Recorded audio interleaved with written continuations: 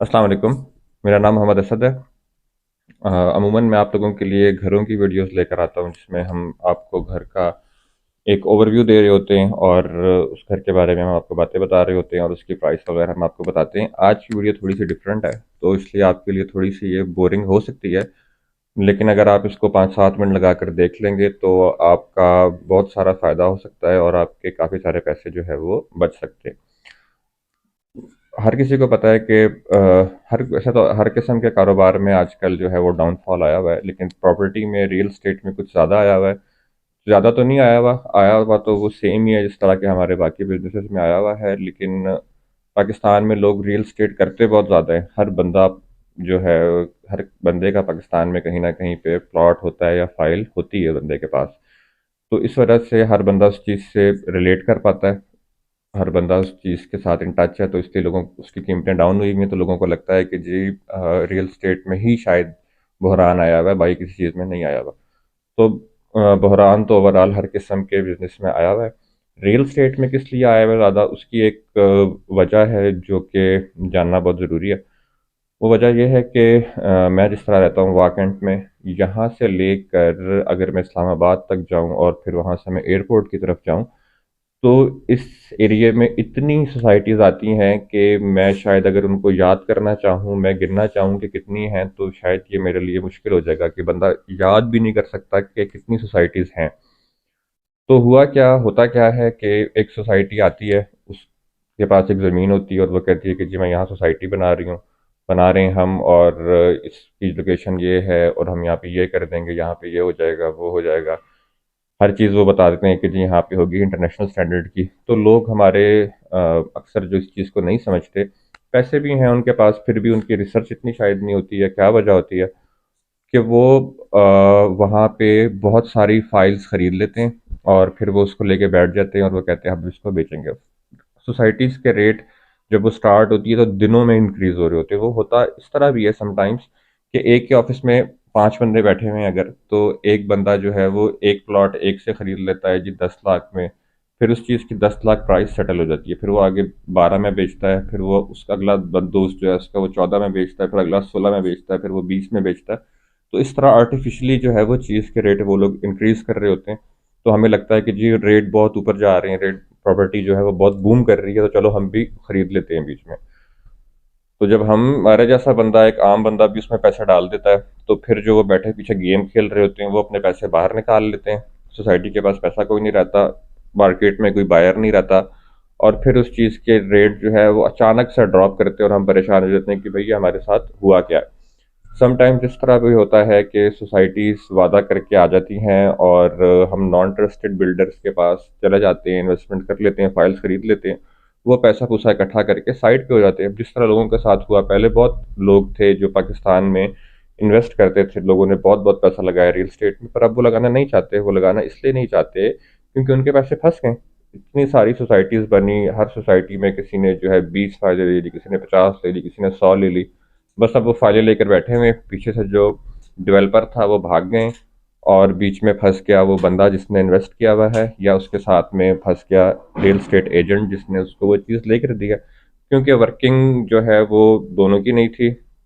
एक एजेंट जो था वो पैसे बना रहा था और जो इन्वेस्टर था वो इस चक्कर में लगा रहा था कि मैं इन फ्यूचर इससे बहुत ज़्यादा पैसा कमा लूँगा। तो एक तो फाइल्स में हमने बहुत पैसा रोड़ा अपना, चला गया पैसा किसी जगह पे, हमें पता भी नहीं है कि हमारा पैसा है कहाँ, गया कहाँ। उसके बाद हर एक बंदे को एक चीज़ आती है यहाँ पाकिस्तान में कि जी मेरे पास जी 10 पड़ा है, 15-20 लाख पड़ा है मेरे पास, तो चलो मैं प्लॉट खरीद लेता हूँ। प्लॉट को वो समझते हैं इन्वेस्टमेंट। प्लॉट जो है वो एक इन्वेस्टमेंट मेरे ख्याल में तो बिल्कुल भी नहीं है, और आजकल के दौर में तो बिल्कुल भी आप प्लॉट से बचें अगर आपने अपने पैसों को बचाना है और आपने रियल एस्टेट में पैसे कमाने। होता इस तरह है कि फ़र्ज़ करें आपने 50 लाख रुपए का एक प्लॉट खरीद लिया किसी भी सोसाइटी में। आपने वो 50 लाख का आज खरीदा 2023 में, आपने एक साल वेट किया, 2024 में आपने उस प्लॉट को बेचा, जी 50 का लिया था 60 में बेच दिया। आप कहते हो कि जी वाह जी वाह मेरा 10 लाख रुपए बन गया। तो वो आपका 10 लाख बना नहीं है। जितनी तेज़ी से हमारे यहाँ जो है वो पैसे की वैल्यू कम हो रही है, जितनी तेज़ी से पैसा डिप्रिशिएट हो रहा है, तो अगले साल का 60 लाख जो है ना, वो भी आज के 50 से मेरा ख्याल में शायद कम वैल्यू रखता होगा। तो बेसिकली आपकी प्राइस की अप्रिसिएशन नहीं हो रही, आपके रुपये की डेप्रिसिएशन हो रही है, जिसकी वजह से आपको लग रहा है कि जो है वो प्राइस अप्रिशिएट कर गई है। तो प्लॉट से बचें आप। अगर तो आपने घर बनाना है अपना, आप अपनी मर्जी का घर बनाना चाहते हैं और आपके पास पैसे हैं, तब आप प्लॉट खरीदें और उस पर अपनी मर्जी का घर बनाएं, उसमें रहें या उसका रेंट आउट करें, आपने जो भी करना। लेकिन अभी जो टाइम है वो प्लॉट खरीदने का नहीं है। अगर तो आपने रियल स्टेट में इन्वेस्टमेंट करनी है, जो आप क्या चाहते हैं कि इन्वेस्टमेंट पॉइंट ऑफ व्यू से अगर आप कोई काम कर रहे हैं, तो पहली चीज़ तो आपने इन्वेस्ट करना है कमर्शियल प्रॉपर्टीज़ में। कमर्शियल में होता ये है कि एक एक तो आपको रेंटल अच्छा मिल रहा होता है। फर्ज करें एक शॉप है आपके पास, घर अगर आप लेते हैं एक अच्छी सोसाइटी में, 5 एक मरले का, तो वो आपको 1,40,40 से 1,50,00,000 60 लाख तक मिलता है। और रेंट उसने आपको वही देना है, 50,000 या मैक्सिमम 55-60 हज़ार रुपये। इससे ज़्यादा आपको रेंट कहीं भी नहीं देगा शायद 5 मरले का घर, एक्सेप्ट इस्लामाबाद के कुछ सेक्टर्स। तो अब आपने जो है 1.5 करोड़ का घर लिया, 50,000 आप उस पर रेंट ले रहे थे। उसी के बरक्स अगर आप एक कमर्शियल प्लाजे में एक शॉप लेते, वो दुकान आप खरीद लेते हैं जी 1 करोड़ रुपए की, वो दुकान आपको 50 से लेके 70 लाख रुपए के बीच में, depending on location of your shop, आपको पैसे देती है कमा के। और आपकी दुकान में मेंटेनेंस भी कोई नहीं होती। क्या कुछ नुकसान हो जाएगा आपकी एक कमरे की दुकान के अंदर? लाइट सी लगी हुई है उसके अंदर मैक्सिमम आपकी, और उसमें क्या है?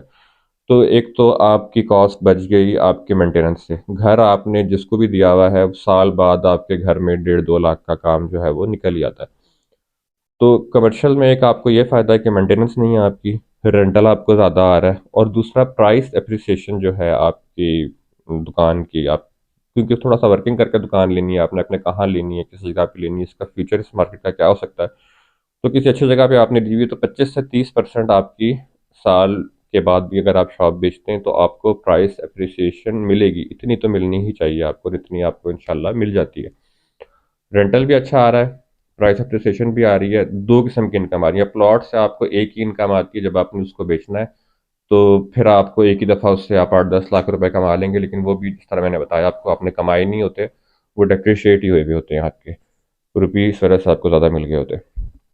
तो कमर्शियल प्रॉपर्टीज़ में पैसा लगाएं। दूसरा, अगर आपने कहीं पैसा लगाना है तो आप लगाएं पैसे घरों में, घर आप खरीदें।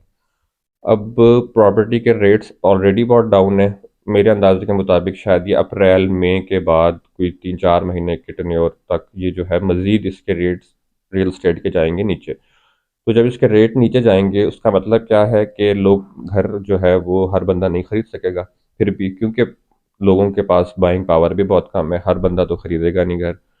बाइंग पावर लोगों की कम है, रेट बेशक कम हो जाएंगे, लेकिन लोगों की बाइंग पावर भी जो है वो कम हुई भी होगी।